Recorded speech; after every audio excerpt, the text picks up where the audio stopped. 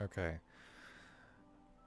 This is something that's irked me for a while. I have a world where I set up sort of a hallway with several sets of double doors like this, and because I'm anal for no reason, I like both of the um, platforms to trigger both doors simultaneously without delay, and be able to do one adjacent. Not nearly like right adjacent, but um, in my survival world, it's like two more, and then the doors are on the other side of that. And I had tried for quite a while to figure out what the most compact design for a redstone layout to create double doors like that are that would not interfere with each other. As I stepped on these pressure plates, other doors would start flying in and out. And so this isn't like I'm not happy with it, but it does contain everything within a 2 block horizontal. So it is literally as wide as the doors are themselves. And um, you wouldn't be able to do one immediately next to it, but you would actually be able to do one even the next, you would be able to use just 1 block in between them. And so I'm going to go through recreating another one with another set of doors and sort of explain what's happening.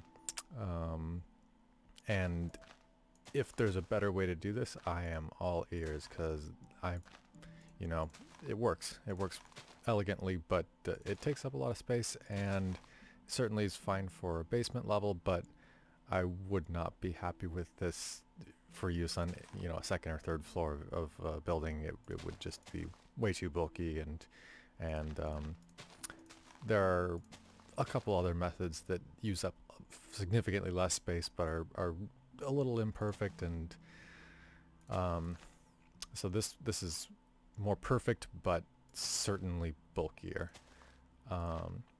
So I'm just going to set up my platform here and lay down my next set of doors like so.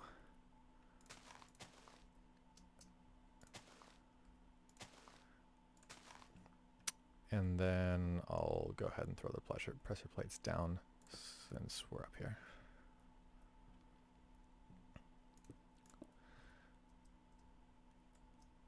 And I will sort of just be playing this off the one right next to us. So in the middle here, I'm going to build a platform. I'll just recreate the second set of columns that I had. Makes this a little easier to place. So we'll go through a horizontal there and a horizontal there. And need to dig 4 out of either side as well. I'm just going to do 5 so that I can get under this while we're working on it. Now the first thing we'll do is place redstone torches right below, which will be used to actually activate the doors from below. So we don't need to use either of the side columns to do this. Now the next step is we need to get the signals from the pressure plates, and we'll use redstone for that. And that's just going to go 1, 2 across either of these sides. Took the long way around here. And off of that we'll need more redstone torches to relay that signal to what will be the ground here. So right now these torches are on, but as soon as the pressure plate's activated, that redstone activates, turns these torches off, which turns off these 2 redstone dust pieces here. And from there, we'll add 2 more redstone torches, so these will turn on when those plates are pressed. And then we're going to use repeaters to send that signal into these blocks. And from there, we can use 2 more torches so that once those signals come in there, these turn off, these turn on, and the doors open. And we can see that on this side this should already be working.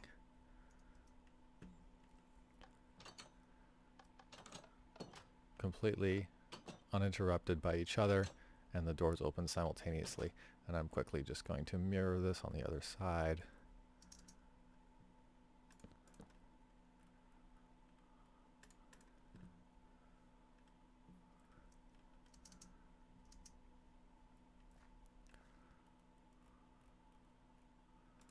Torches down and repeaters in. Now this should work from both sides.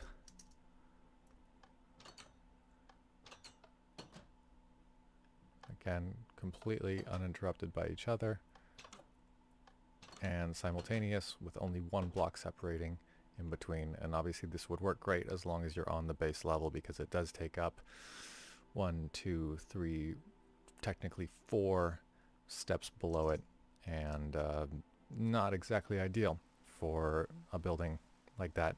Now I did see one other door that was in all terms really elegant, very compact.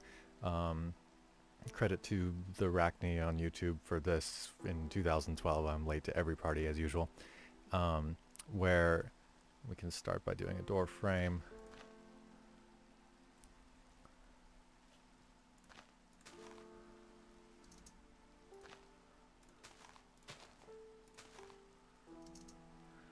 And the way this one works is a little interesting.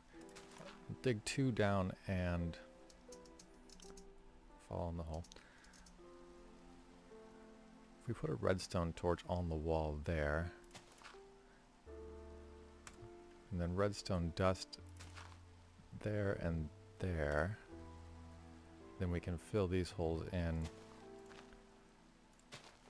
Put the pressure plates directly above the pieces of redstone dust, and then there's a couple interesting things about this one. You can't place the door straight on because the torch activates it. So the reason this works at all is that it actually treats the door like it's on this wall.